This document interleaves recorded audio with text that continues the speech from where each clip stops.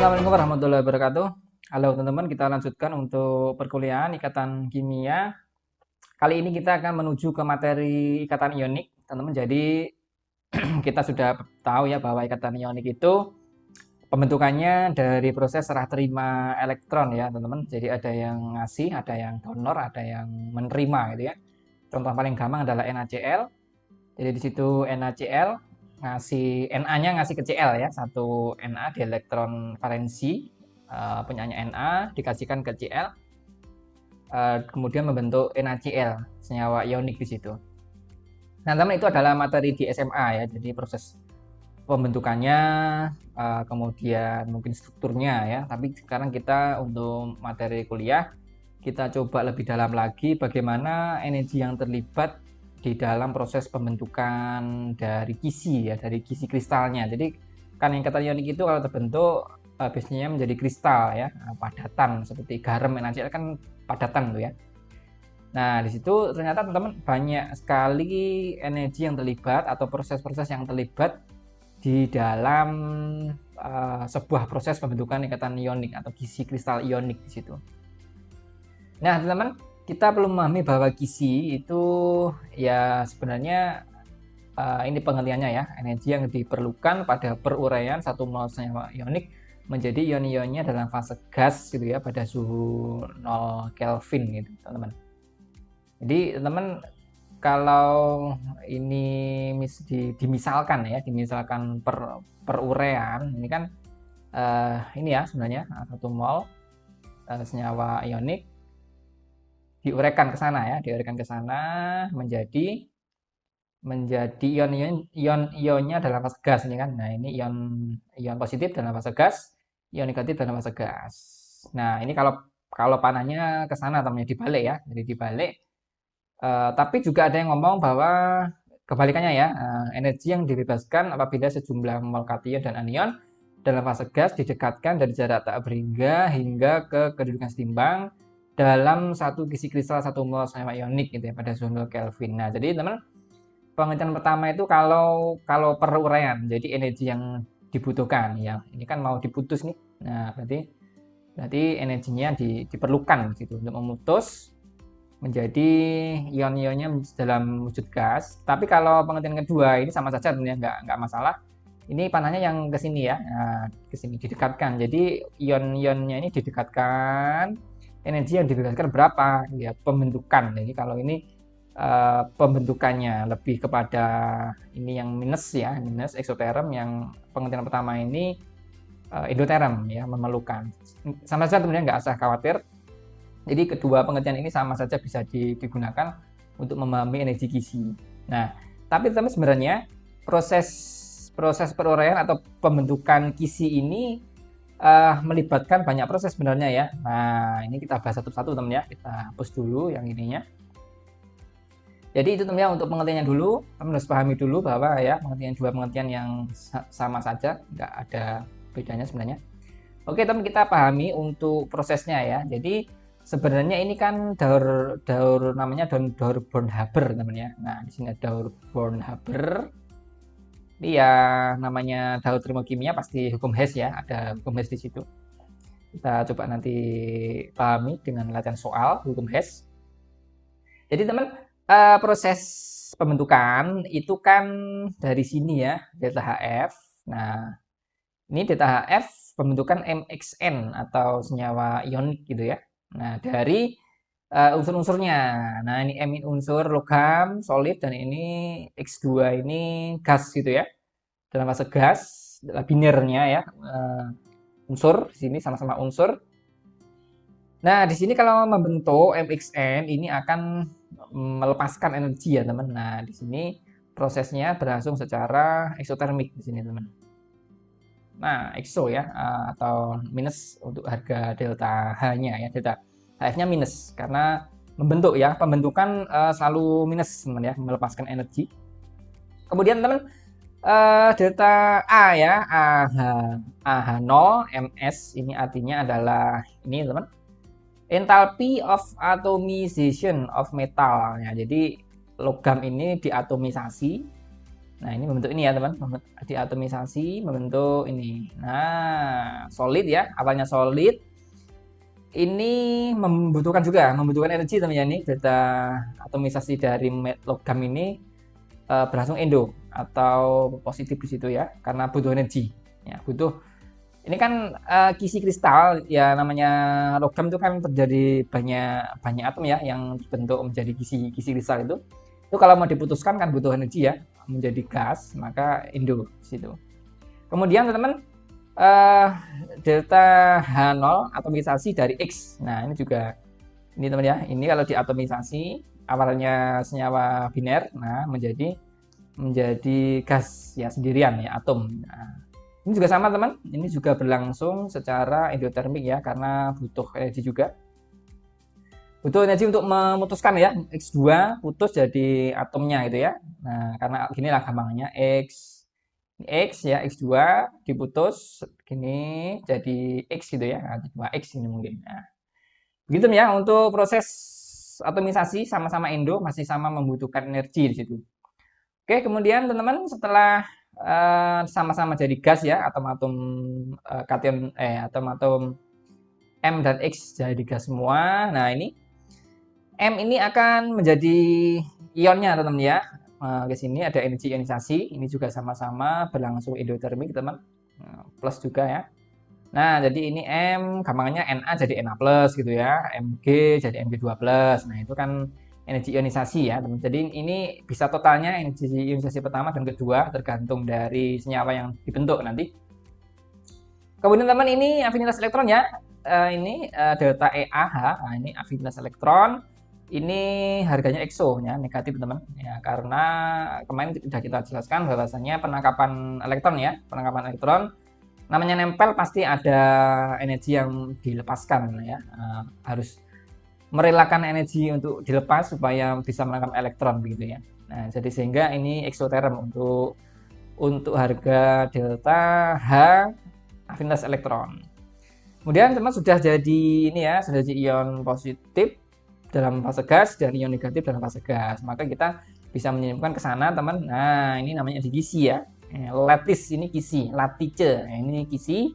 Harganya di exo teman ya. Exo karena pembentukan ya negatif ya. Pembentukan ya. Jadi pembentukan dari ion-ion dalam fase gas membentuk senyawa ionik di sini. Maka energi kisi itu minus ya, untuk harganya exo di situ. Jadi teman ya, kita review sebentar untuk H, untuk X ini atomisasi dari gasnya ya. Nah, jadi ada dua, atomisasi logam, atomisasi gas. IE ini energi ionisasi ya. Nah, bisa M jadi M plus, ini IE1, M plus jadi M2 plus, IE2 dan seterusnya ya. Nah, nanti bisa dijumlah. Makanya ini namanya sum ya, sum of energi ionisasi, penjumlahan.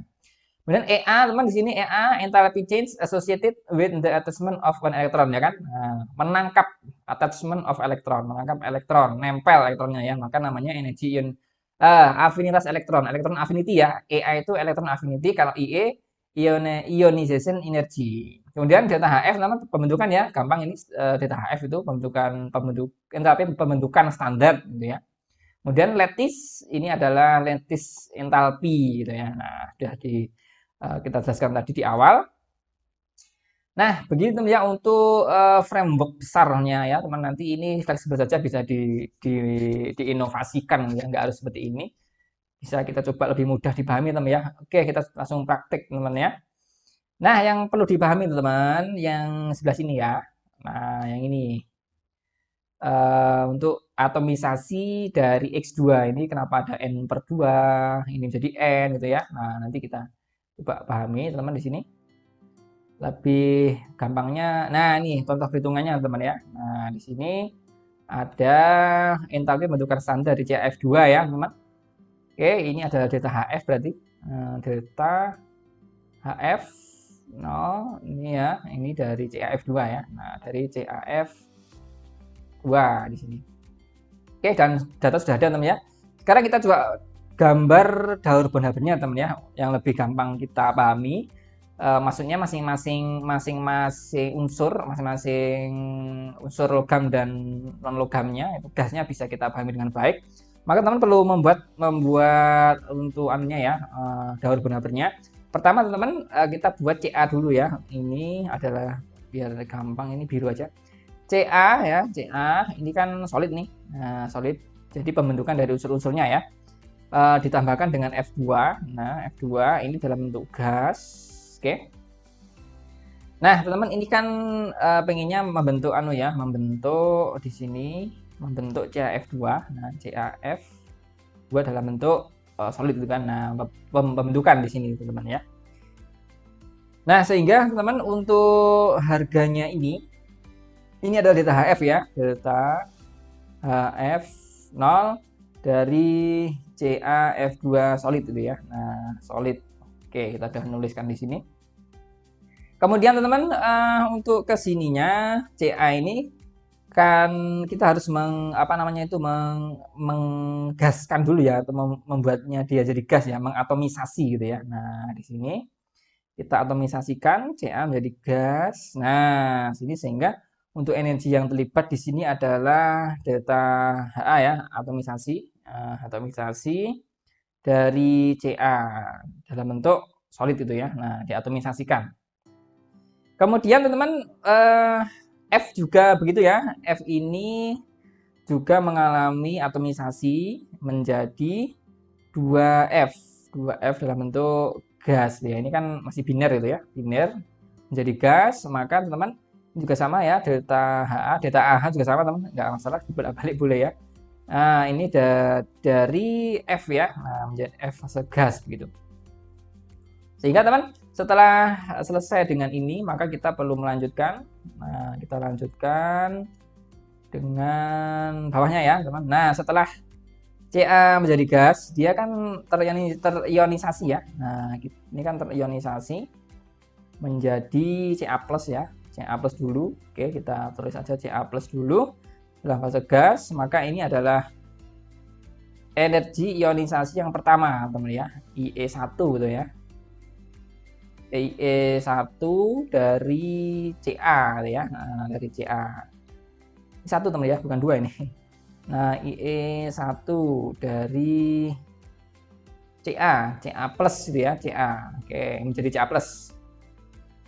Kemudian teman, setelah ini kan terjadi ionisasi kedua ya dari Ca, kita tulis panjang di sini menjadi Ca2+, teman-teman.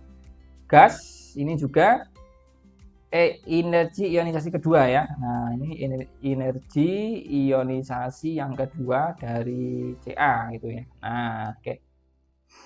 Kemudian teman-teman masih kita lanjutkan dengan F ya. F ini kan masih dalam bentuk gas.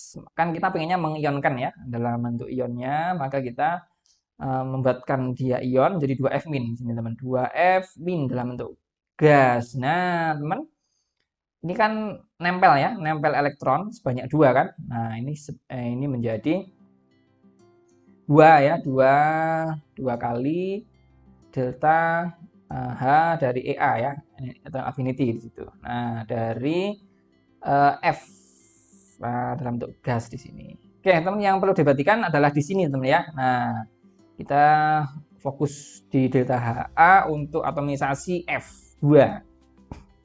Nah, teman, tadi di sini tidak serta-merta delta HA ya, tetapi ini adalah 2 kali.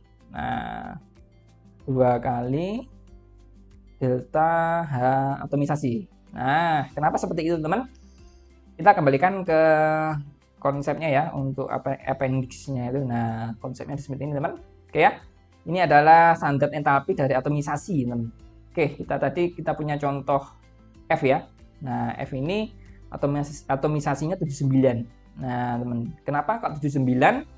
Dan kenapa ini harus sekali 2 padahal ini kan 1 mol ya. Kenapa kok harus sekali 2? Ini asal usulnya, teman-teman.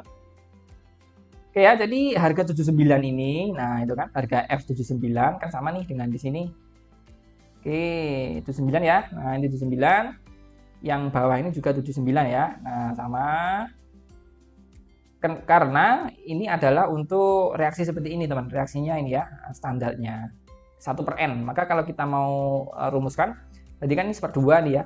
N-nya kan 2 ya. Nah, 2. Kenapa 2? Karena ya F2 kan. Nah, ini N-nya kan 2 nih. Nah, setengah F2 dalam kondisi standar menjadi F gitu kan. F dalam kondisi gas gitu ya. Nah, jadi N-nya ini indeksnya ya, indeks dari F2. Makanya teman-teman harga reaksi ini itu adalah delta H-nya, delta H atomisasinya adalah 79 ya.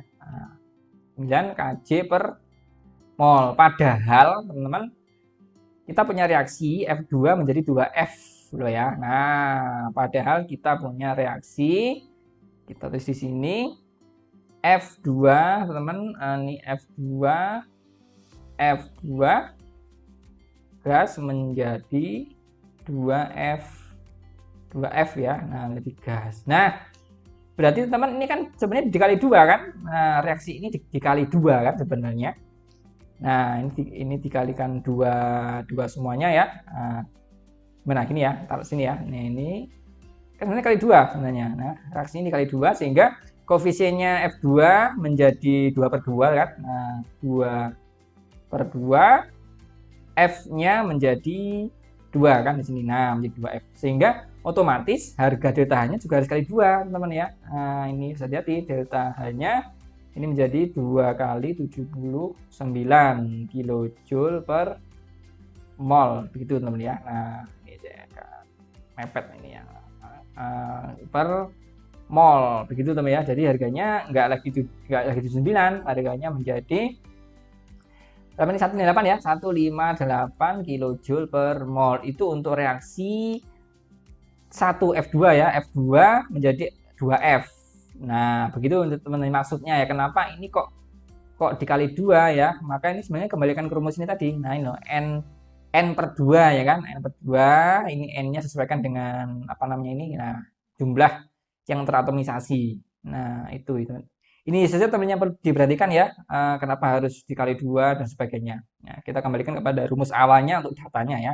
Sehingga teman ini dikali 2 makanya ya. Nah, karena reaksinya kan nggak lagi setengah F2 menjadi F, tapi kan F2 kalinya kan, F2 menjadi 2F, sehingga 2 kali delta H atomisasi ya dari F.